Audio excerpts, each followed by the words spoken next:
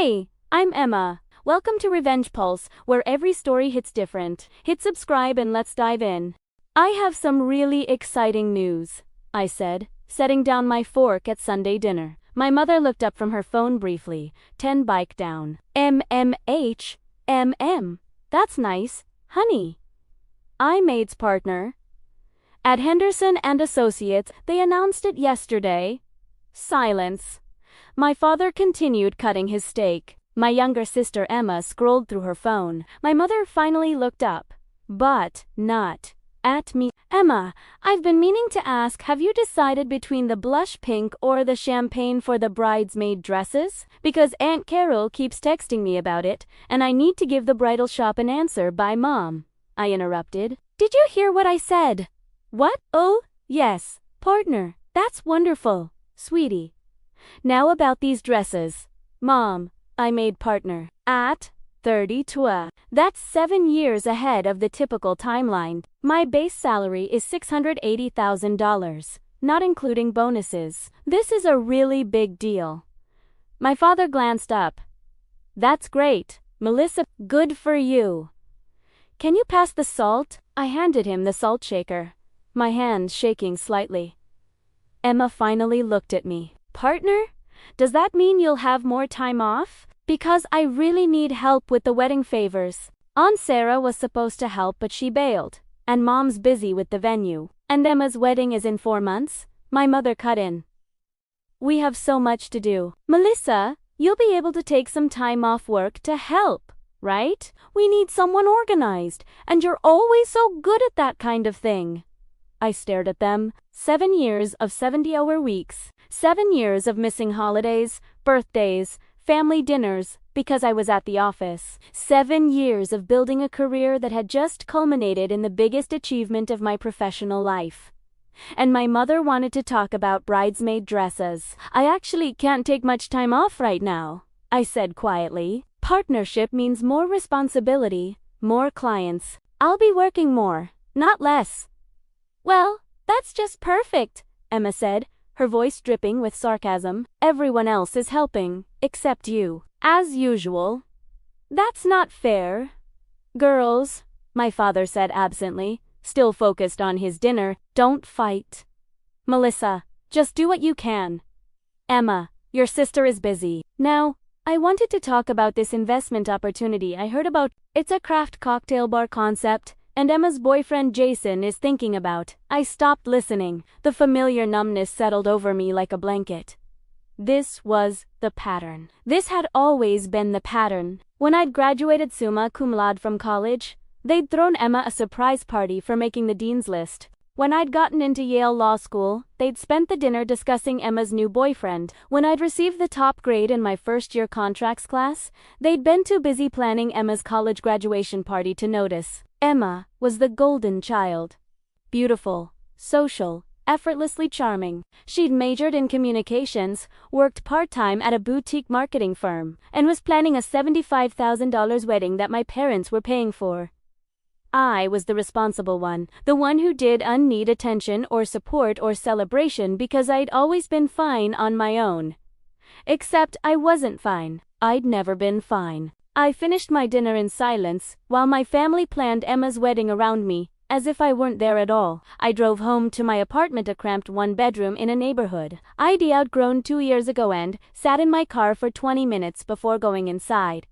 This wasn't new. This was my entire childhood. When I was 8 and 1, the school spelling bee, my parents had missed the ceremony because they were at Emma's dance recital. When I was 12 and got accepted into the gifted program, they'd been too busy celebrating Emma making the cheerleading squad. When I was 16 and received a full scholarship to Northwestern, they'd thrown a small dinner. When Emma got into state college 2 years later, they'd thrown a party for 80 people. The message was clear. Emma's average achievements were extraordinary. My extraordinary achievements were expected. I'd spent my entire life trying to be good enough to matter, trying to accomplish enough that they'd finally see me, trying to earn the celebration, the attention, the pride they gave Emma so freely. It never worked. I pulled out my phone and texted my mentor, Richard Schön. Richard was a senior partner at Henderson and Associates, who had taken me under his wing during my 3rd year at the firm. Family dinner was a disaster. They didn't even react to the partnership news. His response came within minutes. Their inability to celebrate you says everything about them and nothing about your worth.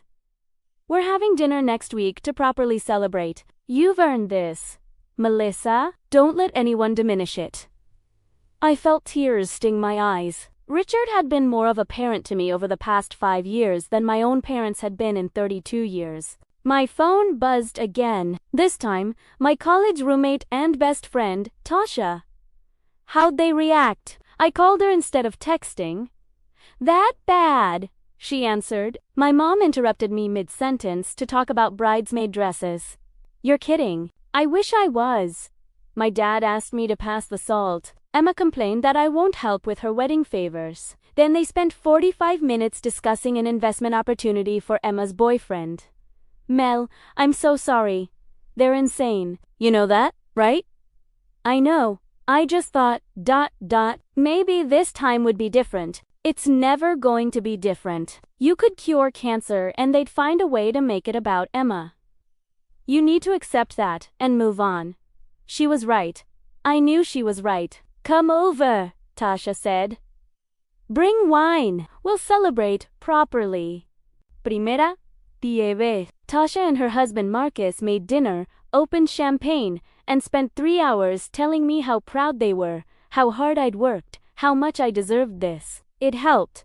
But it didn't erase the hurt of sitting at that dinner table, invisible once again. I went home that night and made a decision. I was done seeking their approval. I was done shrinking myself to make Emma's mediocrity seem impressive. I was done being the invisible daughter. I was going to build a life so successful, so fulfilling, so undeniably mine, that their absence wouldn't matter anymore. I didn't know then that my decision would change everything. 2 years and 3 months later, I stood on the balcony of my penthouse condo, watching the sunrise over Lake Michigan. The 2-bedroom, 2-bathroom condo on the 40th floor had cost $875,000.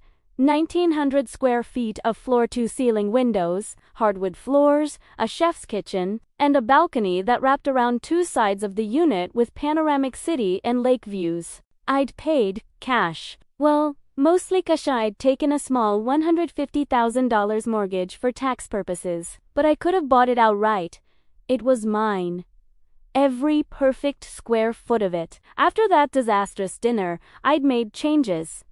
Real, tangible changes. First, I'd stopped going to Sunday dinners. When my mother called to ask why, I'd said I was busy with work. She'd sighed and said, "Of course you are. Well, Emma misses you." She didn't say she missed me, just Emma. I'd stopped calling them every week, stopped volunteering information about my life, stopped trying to be part of conversations that didn't include me anyway. They barely noticed. My absence made no more impact than my presence ever had. Second, I'd thrown myself into my career with renewed focus. Partnership meant long hours, complex cases, high-stakes negotiations. I loved every minute of it. My income had climbed from $680,000 to $890,000 once bonuses were factored in. I'd been featured in Chicago Lawyer magazine. I'd won a major case that made national news. I'd been recruited by 2 rival firms offering even more money, which Henderson matched to keep me. Third, I'd started building a life I actually wanted. I'd joined a book club, started taking Saturday morning yoga classes, traveled to Iceland, Japan, and Portugal. Bought art that made me happy, invested aggressively, and watched my net worth climb past $1.2 million. And most importantly, I'd met Daniel. Daniel was a software architect I'd met at Tasha's birthday party 18 months ago. He was quiet, brilliant, and completely unimpressed by my career credentials. He cared that I laughed at his terrible jokes and that I could beat him at trivia. We've been together for a year and a half now. He had his own place across town, but he stayed here most nights, his books gradually taking over my shelves. "Coffee's ready," Daniel called from the kitchen. I smiled and walked back inside. He stood at the counter in his pajama pants and my Northwestern Law t-shirt, pouring coffee into 2 mugs. "Big day?" he said, handing me a cup. "Nervous." Today I was closing the Rodriguez Casa, $50 million corporate merger I'd been working on for 8 months. It was the largest deal I'd ever led, And if it went well, I'd be in line for the management committee. More excited than nervous, I said. That's my girl. He kissed my forehead. You're going to crush it, like you always do. This was what support looked like. Someone who remembered my important days without being reminded. Someone who celebrated my victories without comparing them to anyone else's. Someone who saw me. My phone buzzed. A text from Richard. Conference room ready. Let's close this deal and celebrate with the good scotch after. I texted back. Let's do this. Another text came through. This one from my mother. The first time she'd contacted me in 6 weeks. Hi, honey. Emma wants to know if you can make it to her baby shower next month. It's on a Saturday afternoon. Let me know. Emma's baby shower. Emma Hoodie, gotten married 18 months ago in that $75,000 wedding ID, been expected to help plan while making partner. Emma, who'd gotten pregnant 6 months ago, and had called me exactly once to tell me. Then spent the entire call complaining about morning sickness. I hadn't been asked to be in the wedding party, despite being her only sibling. The bridesmaid spots had gone to her college friends. I had been told I was going to be an aunt until my mother had posted about it on Facebook, and now I was being invited to a baby shower with 6 weeks' notice, as if I had nothing better to do. I didn't respond. Daniel noticed my expression. Your family. Emma's baby shower. They want to know if I can come. Do you want to go? Not even a little bit. Then don't. You don't owe them anything. He was right. I didn't. The Rodriguez deal closed perfectly. We celebrated at the office with Richard's expensive scotch, and the senior partners hinted strongly that I'd be on the management committee within a year. I went home that night feeling untouchable. I had a career I loved, a partner who cherished me, a mentor who championed me, friends who celebrated me, and a home that felt like sanctuary. My family's absence no longer felt like rejection. It felt like freedom. I had no idea that freedom was about to be tested. Richard insisted on taking me to dinner at his favorite steakhouse to celebrate the Rodriguez deal. He was in his early 60s, brilliant, and had become the father figure I'd never had. I'm proud of you, Melissa, he said over dinner. Not just because you closed the deal, but because of how you handled it. The pressure, the complexity, the client's concerns. You were flawless. I learned from the best. You learned, but you made it your own. That's the difference between a good lawyer and a great one. He paused. I want to show you something. He pulled out his phone and showed me a photo. It was of us at my condo 3 weeks earlier, celebrating another case win. We were on my balcony, the city lights twinkling behind us, both of us smiling. I wanted to post this on LinkedIn, Richard said, to highlight your recent wins and encourage young lawyers to find good men, but I wanted your permission first. I looked at the photo. My condo's distinctive wraparound balcony was clearly visible. The massive windows, the high floor, the expensive furniture. Something made me hesitate. My family didn't know about this place. As far as they knew, I still lived in that cramped one-bedroom apartment. They'd never asked, and I'd never volunteered the information. This condo was my secret. My sanctuary. The physical proof that I'd succeeded beyond their awareness or acknowledgement. If Richard posted this photo, that privacy would end. But why was I hiding? Why was I keeping my success secret from people who'd never celebrated it anyway? Post it, I said. I've worked hard for this life. I'm not going to hide it. You sure? Completely sure. Richard posted the photo that night with a caption about mentorship, hard work, and celebrating wins. He tagged me and Henderson and Associates. I thought nothing of it. My family wasn't on LinkedIn. They didn't follow my professional life. They wouldn't see it. I was wrong.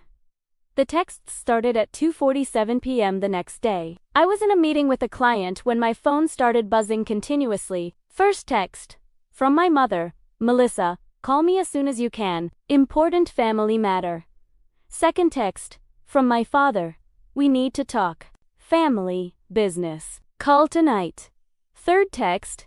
From Emma. Wow. Must be nice. Fourth text. From Aunt Carol. Saw Richard's post. That's your place. It's gorgeous. Fifth text, from my cousin Jennifer. Oh my God, Melissa, I had no idea you were doing that well. We need to catch up. The texts kept coming. I excused myself from the meeting and went to my office, watching in real time as my phone exploded. 17 texts in 3 hours. My mother, why didn't you tell us you moved? That place looks expensive. We should come visit. My father, kiddo, we saw a photo of your new place. Looks like you're doing really well. We need to discuss something important. Call me tonight without fail. Emma, I couldn't believe you bought a penthouse, and did you even tell your own sister? But I guess I shouldn't be surprised. You've always been selfish. Aunt Carol, your mother is so proud. She's been showing everyone. Beautiful home. My mother was showing everyone. My mother, who hadn't known I'd moved. My mother, who hadn't asked about my life in over 2 years. I opened LinkedIn. Richard's post had blown up 352 likes, 47 comments. I scrolled through them, seeing colleagues congratulating me, former classmates reaching out, and apparently, several family members who I didn't know had LinkedIn accounts. One comment from my cousin Jennifer. So proud of my cousin. Success looks good on you. Proud. She'd never said that before. She'd barely spoken to me in 5 years. I looked at the photo again. The sprawling balcony, the floor-to-ceiling windows, the expensive furniture, the high-floor city views. Every detail screaming money. And suddenly, after years of silence, everyone wanted to talk to me. The timing wasn't coincidental. I called Tasha. They found out about the condo. How? Richard's LinkedIn post, the one celebrating the Rodriguez case. Oh shit! 17 texts in 3 hours. Tasha, 17. My mother wants to visit. My dad says we need to discuss important family business. Emma called me selfish for not telling her I moved. Of course she did. How much do you want to bet they need money? The thought had already crossed my mind. My father's texts specifically mentioned family business and discussed something important. In my experience, family business meant one thing. Emma needed something, and I was expected to provide it. I should just ignore them, I said. You absolutely should, but you won't. You'll want to know what they want. She was right. I hated that she was right. My phone rang. My mother's name appeared on the screen. I didn't answer. She called again immediately. And again. Finally, I answered. Hello, Melissa. Thank goodness. I've been trying to reach you all day. I've been in meetings. Mom. What's going on? Well, I saw that wonderful post from your boss. What a beautiful home. You never told us you moved. It's been 2 years. 2 years. Really? Well, you know how busy everyone gets. She laughed nervously. We'd love to come see it. Maybe next weekend? I'm working next weekend. The weekend after, also working. Melissa, surely you can take 1 weekend off to spend time with your family. We barely see you anymore. We barely see you anymore. As if that were my fault. As if I hadn't spent 30 years showing up to events where I was ignored, dinners where I was invisible, celebrations that weren't mine. I'll have to check my schedule. Please? Do? Oh, and Melissa, your father really does need to talk to you about something. It's about Emma. Can you call him tonight? It's important. Of course it was about Emma. I'll try to call him. Thank you, honey. We love you. Talk soon. She hung up before I could respond. I sat there, my hands shaking. Daniel had been right to worry. I'd let Richard post that photo, and now my carefully constructed boundaries were under siege. My phone buzzed again. This time, a text from my father. Melissa, I need you to call me tonight. It's urgent. It's about Emma's situation. We need your help. Emma's situation. Not Emma's celebration. Not Emma's achievement. Emma's situation. Which meant Emma had screwed up, and they needed me to fix it. I'd seen this pattern my entire life. The real question was, would I fall for it again? I didn't call my father that night. or the next night. I was busy with work, legitimately buried in case files and client meetings. But also, I wasn't ready to hear whatever Emma's situation was. The texts continued. Day 2. Mom. Hi honey, just checking in. Have you talked to Dad yet? Emma really needs your help. Day 3. Dad. Melissa, this is urgent. Call me. It's about Emma's business. Emma's business. I hadn't even known Emma had a business. Day 4. Emma, Mom and Dad say you're ignoring them. Real nice. Melissa, I am your sister and I need help, but I guess your fancy condo is more important than family. Day 5. Mom, we're all coming to visit this Sunday. We'll bring brunch. Can't wait to see your beautiful new place. See you at 11. I stared at that text. They were inviting themselves over to my home. Without asking if it was convenient or if I was available, I called Tasha immediately. They're coming here, I said without preamble. To your condo? Sunday at 11. They're bringing brunch. They didn't ask. They just announced it. Don't let them in. They're my family. Tasha, they re people who ignored you for 30 years and suddenly cared now that they've seen your expensive condo. That's not family. That's opportunism. You think they want money? I know they want money. Emma has a situation that needs your help. Come on, Mel. You're smarter than this. But 30 years of conditioning of being told, family comes first, of being called selfish when I set boundaries, of being told I was wrong to want appreciation, was hard to shake. I'll meet them somewhere else, I said. A coffee shop, neutral territory. Good. Don't give them access to your home. It's your sanctuary. Keep it that way. I texted my mother, can't do Sunday at my place. Let's meet at Lakeside Cafe at 11 instead. Her response came within seconds. But we want to see your beautiful home. Can't we do both? Coffee shop only. See you then. I turned off my phone before she could respond. Sunday morning arrived too quickly. Daniel offered to come with me. You don't have to face them alone, he said. They're going to hate you for being here. Good thing I don't need their approval. We arrived at Lakeside Cafe at Shuderwushuwufin. I ordered a coffee. My hands shook slightly as I carried it to a table near the back. My parents walked in at 11:08.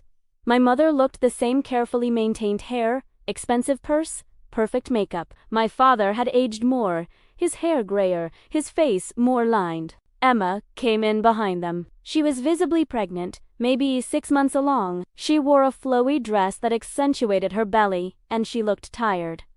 They spotted me immediately. All three of them stopped when they saw Daniel sitting next to me. Who's this?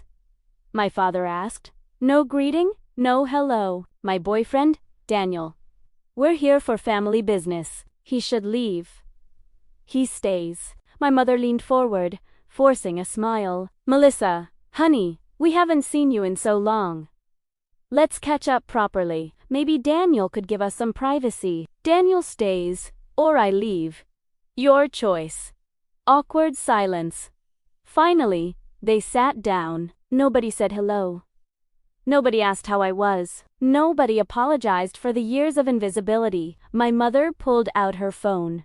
I have to show you. I've been showing everyone that photo of your place, Aunt Carol cried. Uncle Mike couldn't believe it. Everyone is so proud of you. Proud. That word, again. Proud of the condo they'd just learned about. Not proud of the partnership. Not proud of the 7 years of work. Not proud of the person I'd become. Proud of the money I obviously had. Why didn't you tell us you moved? Emma asked, her voice sharp. That's kind of a big deal to keep from your family. I moved 2 years ago. You never asked. Well, you never volunteered the information.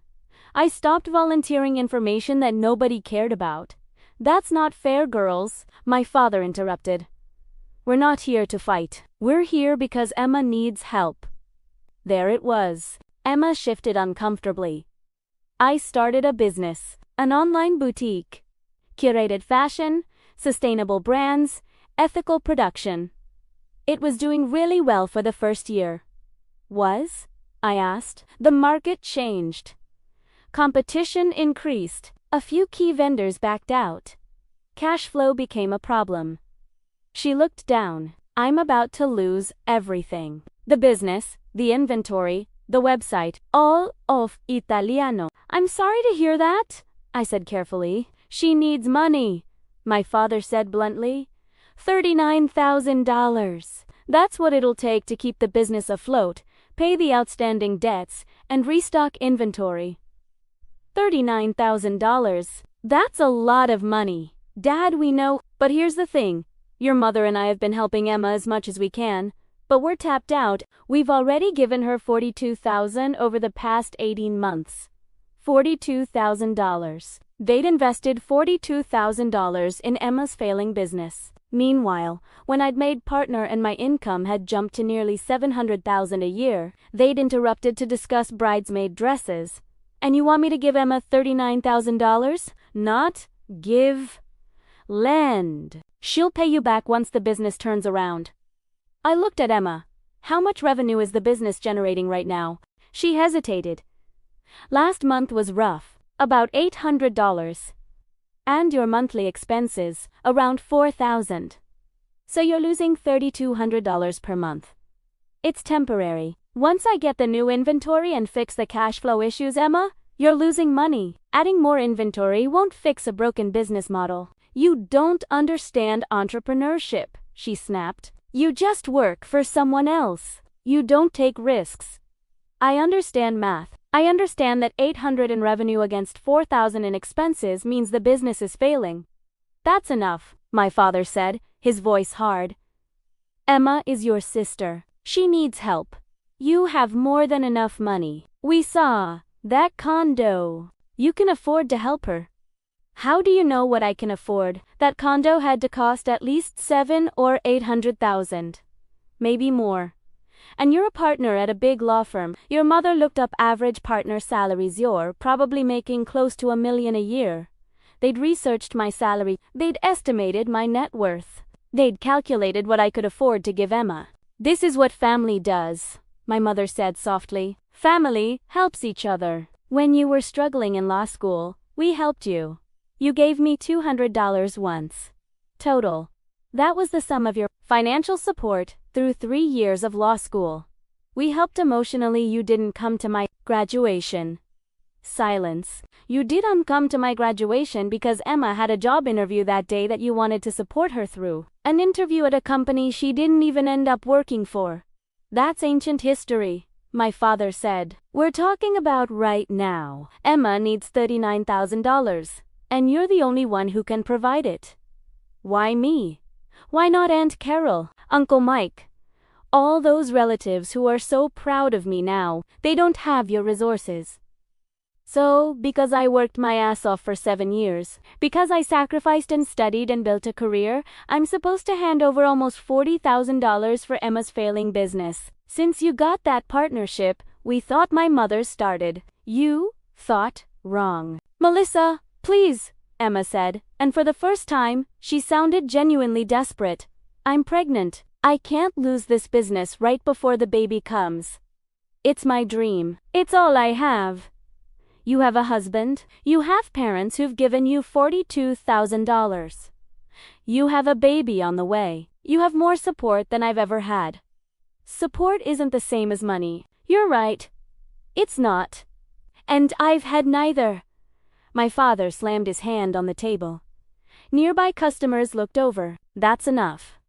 You're being selfish. You have money that you clearly don't need. That condo is way too big for one person. You could downsize. You could help your sister, but instead, you're sitting here acting like you're better than us. I don't think I'm better. I just don't think I'm responsible for fixing Emma's mistakes.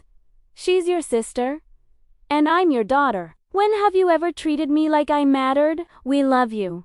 Melissa, you love the idea of me, the responsible one who doesn't need attention.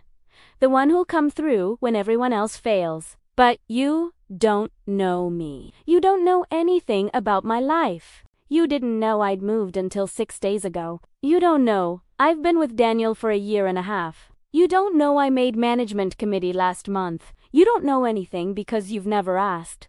because you never tell us anything. My mother protested. I stopped telling you things that you didn't care about. I announced my partnership at Sunday dinner 2 years ago, and you interrupted me to talk about bridesmaid dresses. That told me everything I needed to know. We were busy with the wedding.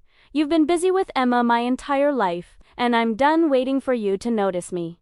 I stood up. Daniel stood with me. I'm not giving Emma $39,000. I'm not responsible for her business failures. I'm not responsible for your financial choices. I'm done being the backup plan for a family that's never made me a priority. Melissa, sit down, my father ordered. No. If you walk away now, don't expect us to be there when you need something. You've never been there. At least now, I'll stop expecting you to be. I grabbed my purse. Daniel put his hand on my back. You'll regret this, Emma said, tears streaming down her face. When your niece or nephew is born and you were there for us when we needed you, you'll regret it. I'll regret a lot of things, but choosing myself won't be one of them. We walked out of the cafe. My family didn't follow. In the car, I started shaking. Daniel pulled me close. You did it, he said quietly. You actually did it. They're going to tell everyone. I'm horrible. Let them. The people who matter know the truth. My phone started buzzing immediately. I turned it off. What now? I asked. Now we go home. You're home. And we remember that you're not defined by people who can't see your worth.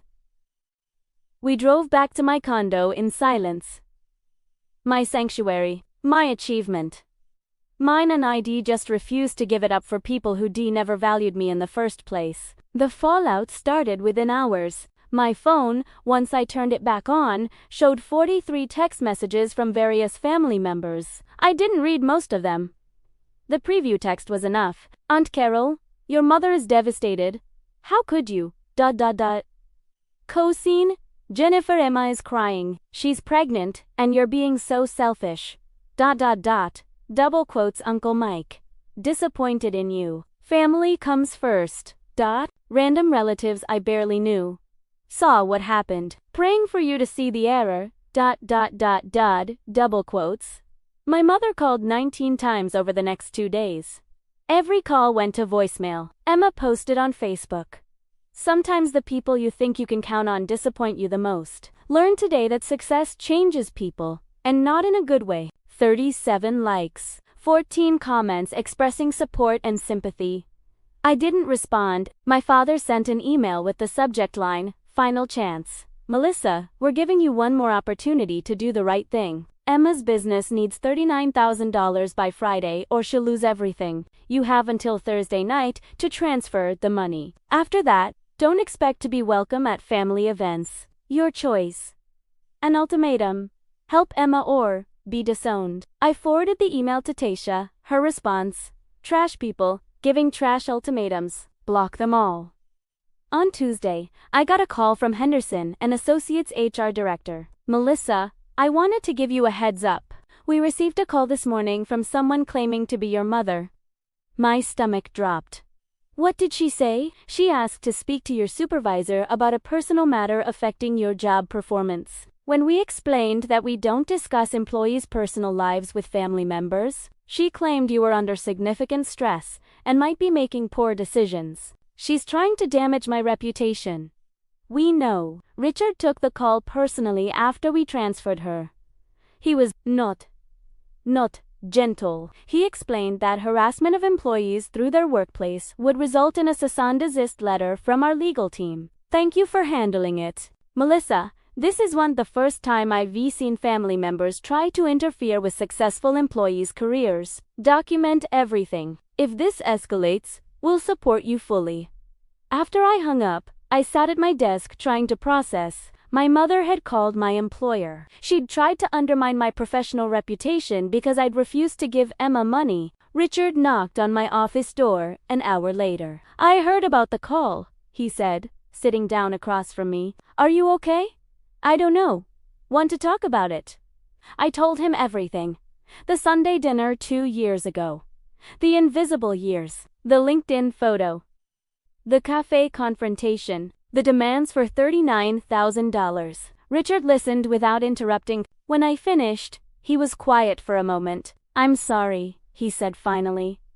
"I'm sorry the photo caused this situation. If I'd known, don't apologize. You did nothing wrong. They did." "Yes, they did. And for what it's worth, your boundaries are not only reasonable, they're necessary. What they're asking is financially irresponsible and emotionally manipulative. They think I'm selfish." "Melissa, I've known you for 7 years. You're one of the most generous, hardworking people I know. You mentor junior associates. You take on pro bono cases. You stay late to help colleagues. You're not selfish, you're just done being exploited." His words hit harder than I expected. I felt tears sting my eyes. "They called my workplace, Richard. They tried to damage my career because I said no," which tells you everything you need to know about their priorities. They don't care about your well-being. They care about controlling your money. What do I do? You hold your boundaries. You protect yourself, and you remember that the family you choose is often more important than the family you reborn into. He was right. But God, it hurt. On Wednesday, things escalated. I received a formal letter from a law office, Davidson and Partners, family law attorneys. Inside was a letter informing me that Emma Mitchell was exploring legal options regarding family financial obligations and expectation of support. I called my friend from law school, Jennifer Park, who specialized in family law. "Can they actually sue me for this?" "Primera, ask it. Sue you for not giving your sister money for her business." "No. There's no legal basis. This is intimidation, Melissa, pure and simple." Should I respond? Ignore it completely. If they actually file something, which they won't, we'll handle it. But this is a scare tactic. They're hoping you'll panic and pay up. They don't know I'm a lawyer. Apparently not. Or they think you don't know family law. Either way, don't engage. Keep the letter as evidence, but don't respond. I kept the letter, added it to the growing file of evidence I was keeping. Screenshots of texts, copies of emails, the Facebook posts, everything. On Thursday morning, my father left a voicemail. "Melissa, today is the deadline. If we don't have the money by tonight, Emma's business is finished. She have to declare bankruptcy. She's 7 months pregnant, and you're forcing her into financial ruin. Your mother is devastated. She's crying every day. I hope you can live with yourself. This is your last chance to be part of this family." The threat was clear. Pay up or be disowned. I called Daniel. "They're threatening to cut me off completely." "Good. Let them. You've been cut off emotionally your entire life. At least now it'll be official and you can move on." "That's harsh. It's true. Mel, they don't add value to your life. They subtract from it. You're better off without them." He was right. I knew he was right. But 32 years of being told I was selfish if I didn't sacrifice for family was hard to shake. Thursday came and went. I didn't transfer any money. I didn't call. I didn't respond. At 9:47 p.m., my father sent one final text. "Your silence is your answer.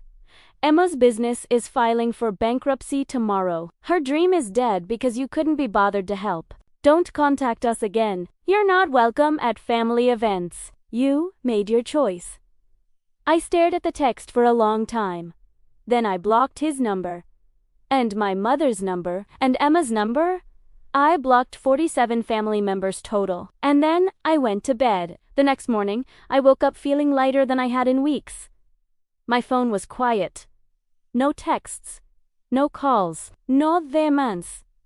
No demands. Just peace. He went to work, had a productive day. Closed that case, celebrated with colleagues. That evening, Richard took me to dinner. "How are you holding up?" he asked. "Better than I expected. It's strange. I thought I'd feel guilty or sad, but mostly, I just feel ... free." "Good. That's exactly what you should feel. They said Emma's business is filing for bankruptcy. That's not your responsibility. I know. But part of me feels like maybe I should have stopped. Let me tell you something. I have 2 daughters. I love them both equally. I celebrate their achievements equally. I support their struggles equally. What your parents did to youth of favoritism, the invisibility, the conditional love, that's not normal. That's not how family works. I know. Do you? Because you're still questioning whether you should have paid. You shouldn't. Emma's business failed because she made poor business decisions, not because you didn't bail her out.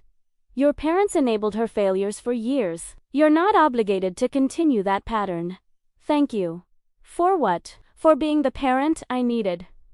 For believing in me. For seeing me? His eyes got misty. It's been my privilege, Melissa. Truly. We finished dinner, and I went home to my condo. Daniel was waiting with takeout and a movie queued up. How was dinner with Richard? He asked. Good. Really good. I think I'm going to be okay. I know you are. You're the strongest person I know. We curled up on the couch together, and for the first time in 2 weeks, I felt genuinely at peace. My phone buzzed once. A text from Tasha. Proud of you. Love you. You did the right thing. I texted back.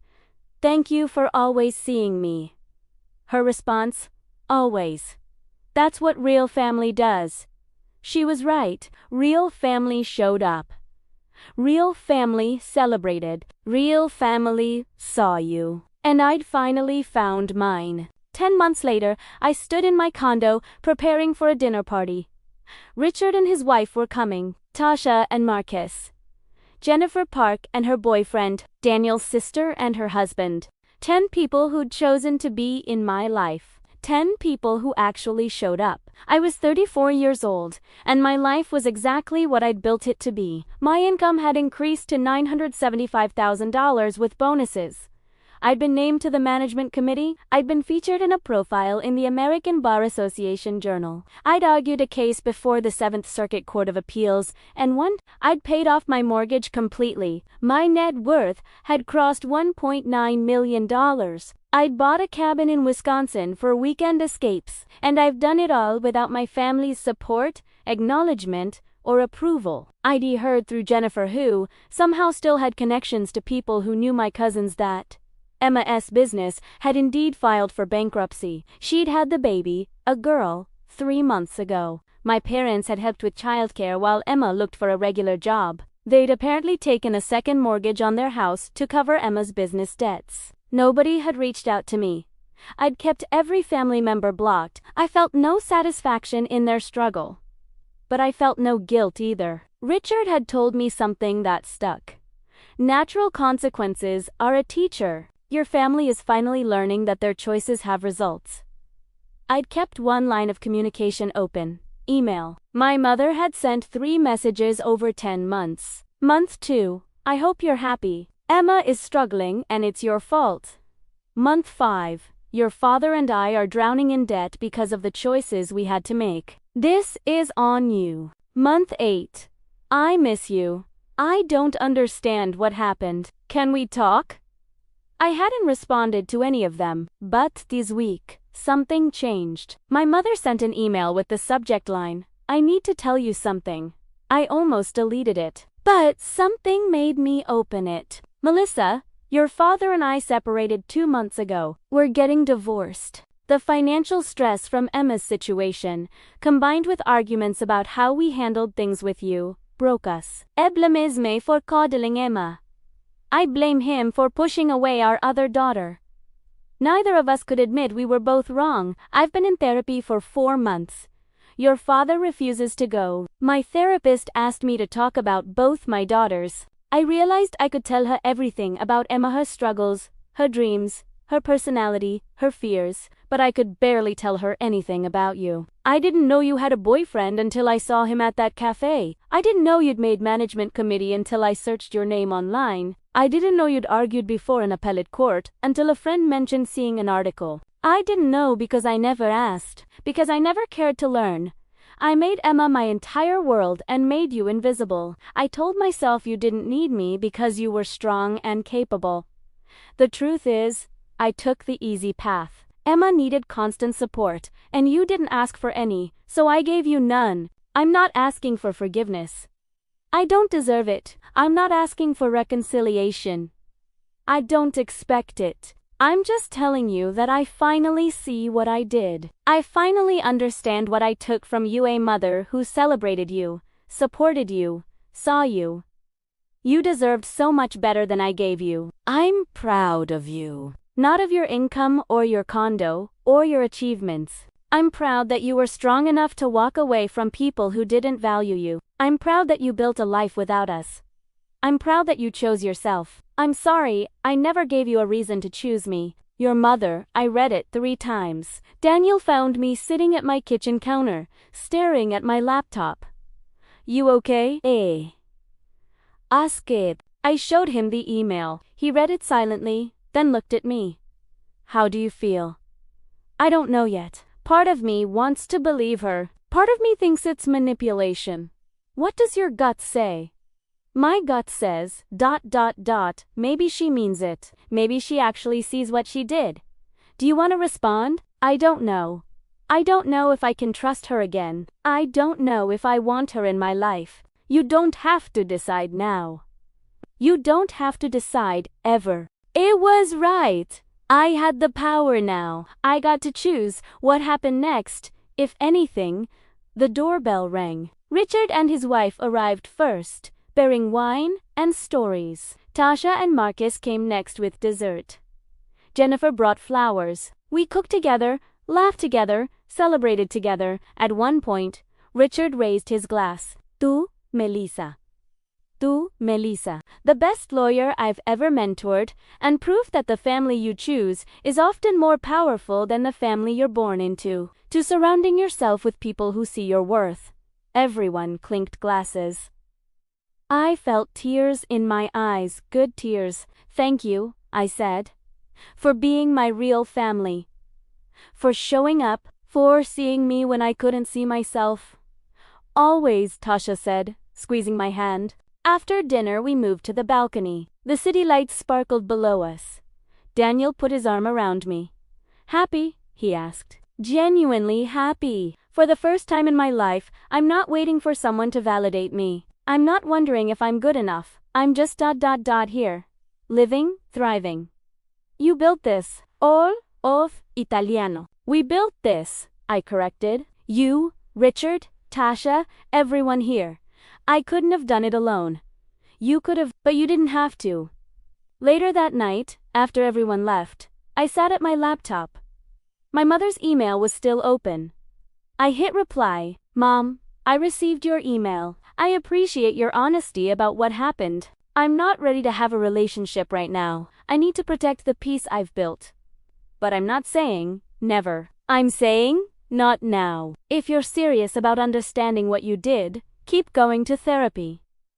Keep working on yourself. Not for me, for you. Maybe someday we can talk. But that day isn't today. Take care of yourself. Melissa, I sent it before I could second guess myself. Daniel read over my shoulder. That's a good response. Honest, boundaried, open to the possibility of change without promising anything. I might regret it. You might. But you'll regret it less than closing the door completely without seeing if she is capable of change. And if she hasn't changed, then you'll handle it. Like you handled everything else, with grace, strength, and the knowledge that you deserve better. I closed the laptop and looked around my condo. My home, my sanctuary, the physical proof that I'd succeeded without them. They couldn't take this from me. Nobody could. I'd built a life on my own terms. I'd surrounded myself with people who valued me. I'd learned that family wasn't about blood, it was about showing up. And I'd finally, after 34 years, learned to show up for myself. My phone buzzed. A text from Richard. Thank you for a wonderful evening. Proud of you, as always. See you Monday for the Peterson deposition. I smiled and texted back. Thank you for everything. See you Monday.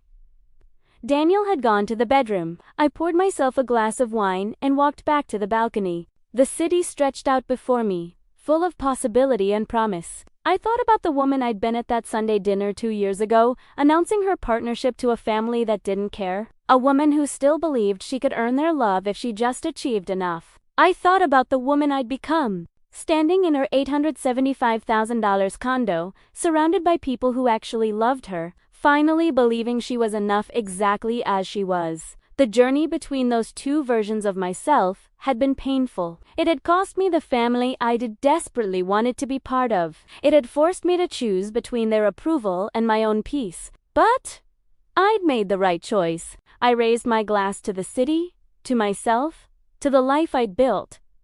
To choosing myself, I said quietly, every single time. The city lights sparkled back at me, as if in agreement. I was home. Finally, truly home. And I was done apologizing for it.